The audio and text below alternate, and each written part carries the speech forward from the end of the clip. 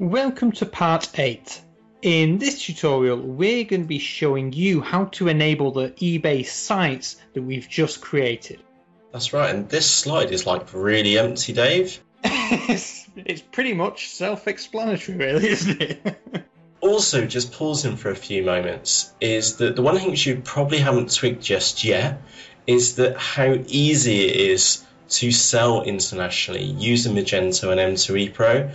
I know from other software products that this can get really complicated really quickly, but in M2EPro, it's really easy and really simple to do. And again, we're breaking this out into a dozen or so video guides just to step you in to get all the foundations into place. But when all this comes together, which is only like in 2 or 3 tutorials time, is that it really is going to click all together, Dave.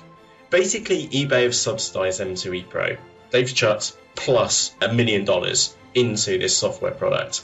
And what you're going to see in a few moments' time is how well this money has been spent, in short, from like eBay's perspective, to make it really easy for you.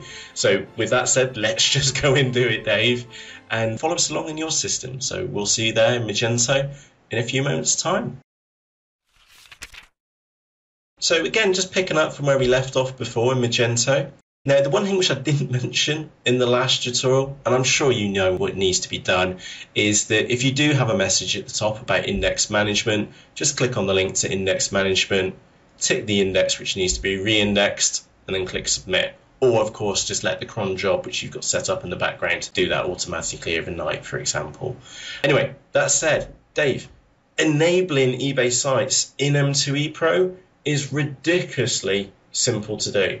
Yeah, so I've got a question here, Matt. Is like when we created the store views, they were disabled by default. What does enabling them actually change? Aha!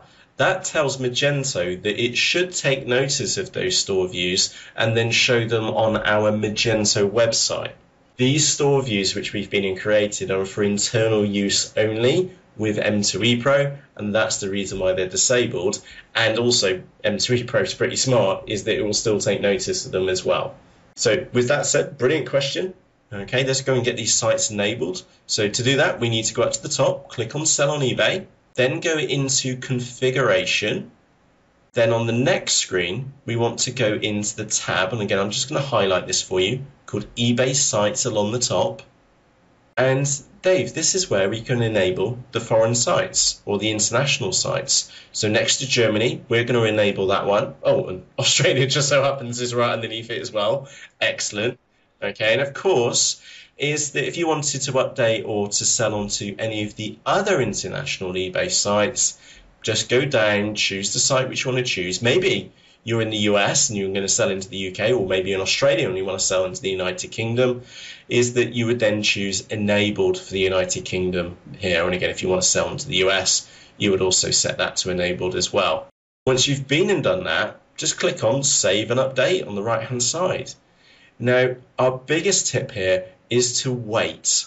Okay, and that's the key point, is just wait for M2EPro to update. And we can see that we've got the task categories has been started, and we've got a progress bar going across. So what is M2EPro actually doing here, Max? It says processing K-types data at the minute. Yeah, now, if you don't know what K-types are, they're for eBay Motors compatibilities. So if you sell into eBay Motors, whether that's in the US site or in the UK, K-types are the special codes to identify vehicles. So that could be for headlamps, for example, or spark plugs. Oh, and for the different years of cars, they could be exactly the same. Yeah, I remember now. Yeah, it's those. And also, M2EPro is downloading the category structure for each of the eBay sites. And again, eBay over the last couple of years have done an excellent job of trying to unify the category structures between the different eBay sites. And this is what it's doing. So again, you've got K-type data for eBay Germany. So it's going to take a few moments to go through.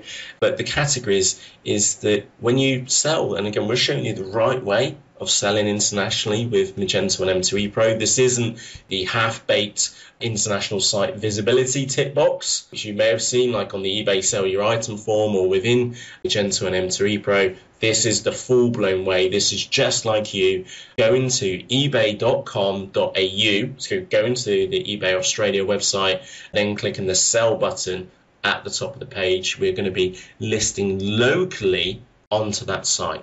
And again, this does take a few moments to go through. And of course, if you've now been enabled lots of eBay sites, this will take a good couple of minutes to go through.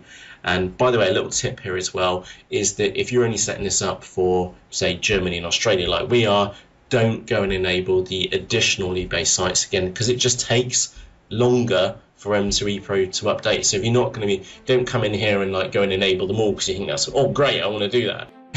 For it, just be sensible. Okay, and again, it does take a few moments to come through, and I'm just waiting for the success notice. Excellent. We can see now, see at the top, marketplace settings have been saved, synchronization has successfully ended, and happy days. That's it, Dave. Yeah, happy days. That was an easy one. Indeed. So with that said, from myself, Matt, And from me, Dave, see you in the next tutorial. Cheerios. So for myself, Matt, and of course Dave too, we both hope that you found this tutorial helpful. If you did, we'd both really appreciate a thumbs up on YouTube, either at the top of this video or down at the bottom. So on screen right now, we have the next part of this tutorial. So if you just click on the next tutorial button, which is in the top right hand part of the screen, you'll head on over there right now.